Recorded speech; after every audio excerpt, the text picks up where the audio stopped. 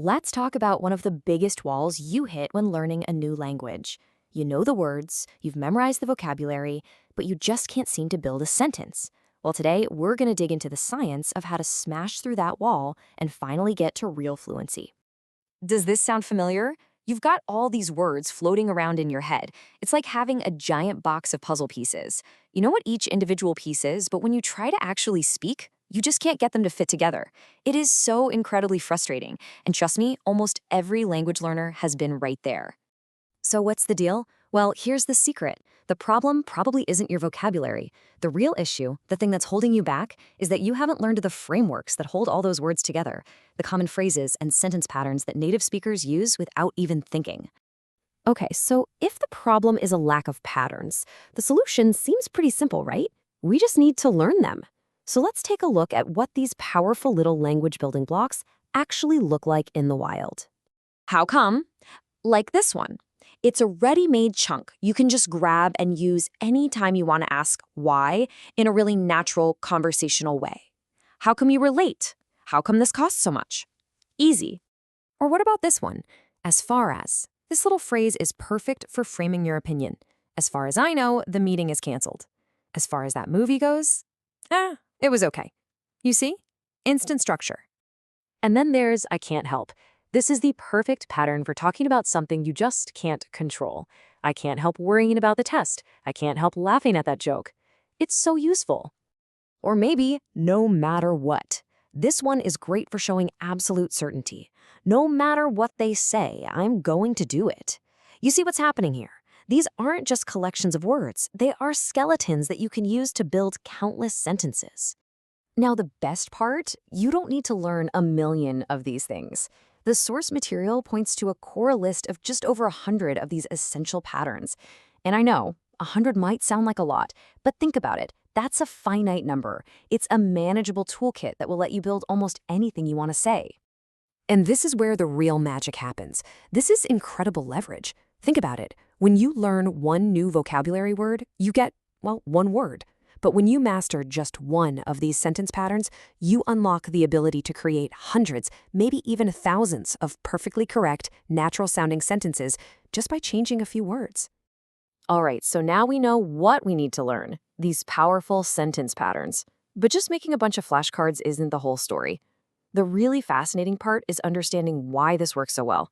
And that takes us into the cool science of how our brains are actually built to learn language.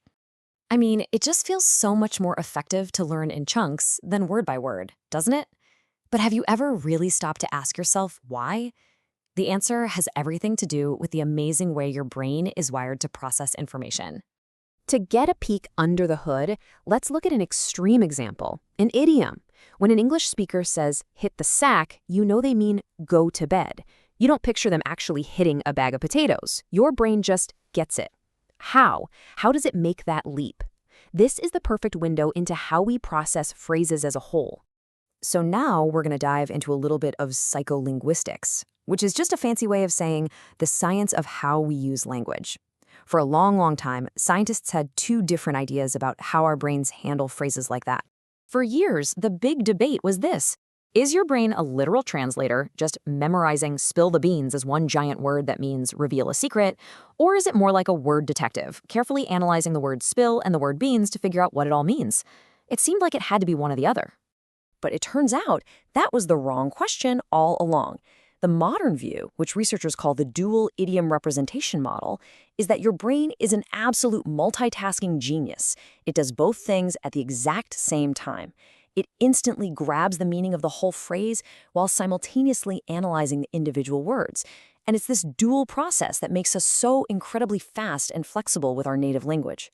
So, if that's how our brain is designed to work, how can we make its job easier? Well, the research points to three huge factors.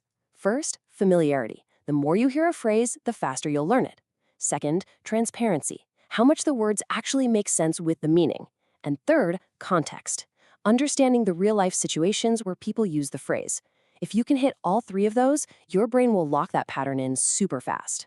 Okay, so let's tie all of this together. We know we need to learn phrases, not just words. And we know our brain learns those phrases best when it has lots of familiarity and lots of context. So, what does that mean for how we should actually study? This quote from the source material really hits the nail on the head. The key is deep learning. This isn't about looking at a flashcard once. It's about repetition. It's about seeing a phrase, hearing it, saying it, and using it over and over until it becomes totally automatic. That's how you build that critical familiarity that your brain craves. And honestly, this is exactly why good, structured learning materials, like textbooks or a well-designed app, can be so powerful. They aren't just throwing random lists of words at you. They are specifically designed to work with your brain's natural process. They give you context, they force you to repeat things with practice exercises, and they focus on how people really speak. They are built to create that familiarity and context your brain needs for deep learning. So I want to leave you with this final thought. The real goal here isn't just to memorize a list of phrases. The true goal is to use these patterns so often that you start to internalize the logic of English. When you really focus on patterns and deep learning, you eventually stop translating in your head. You just start building your thoughts directly in English. You're not just learning phrases anymore, you are fundamentally rewiring your brain to think in a brand new way.